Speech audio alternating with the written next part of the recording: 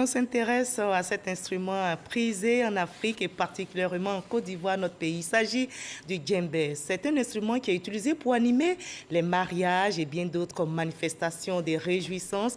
Ibrahim Konaté, percussionniste ivoirien, a décidé de le promouvoir en Asie, précisément au Japon et en Corée du Sud, où il vit il y a environ 10 ans. Il enseigne aux Asiatiques. Issa Chonayo.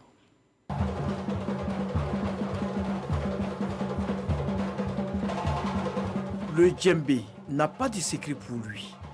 Issu d'une famille jouant à merveille cet instrument, Konaté Ibrahim, dit Ibé, est un digne ambassadeur de la culture ivoirienne en Asie. C'est depuis son bas âge qu'il se familiarise avec la percussion.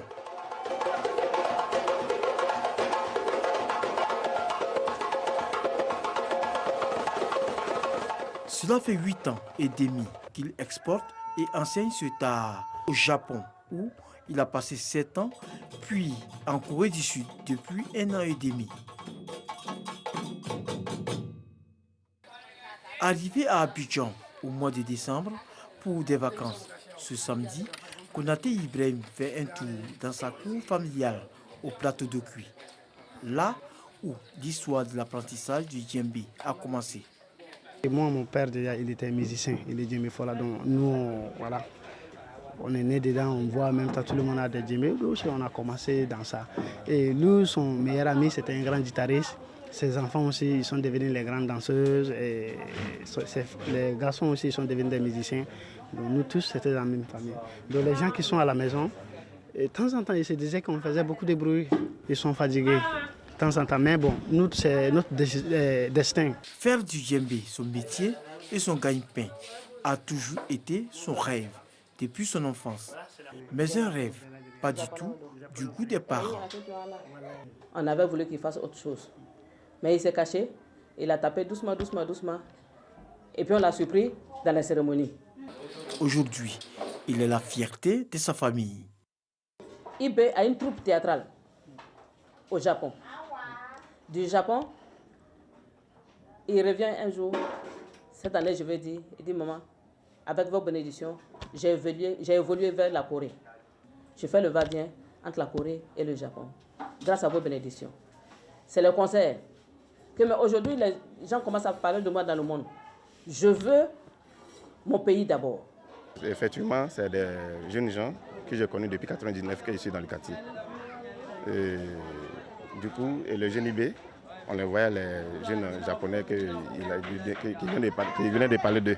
Effectivement, on les voyait, nous on ne savait pas qu'Assala allait devant. Et voilà, aujourd'hui, on est fiers de les voir. C'est dans l'animation de mariage que Ibé se fait une notoriété. Et c'est sur cette rue du Dokui qu'il jouait avec son groupe avant son départ pour le continent asiatique.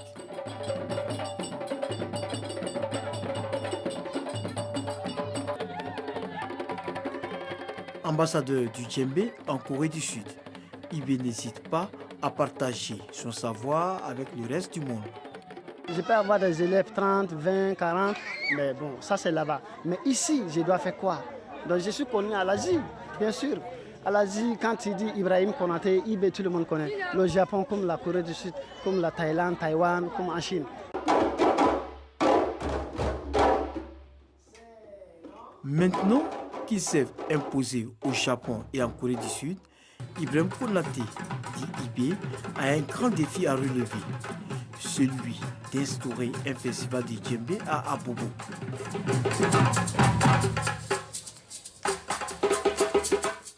Pour cela, il compte sur le soutien des pouvoirs publics. Un festival qui permettra de développer et favoriser l'échange culturel entre la Corée du Sud et la Côte d'Ivoire.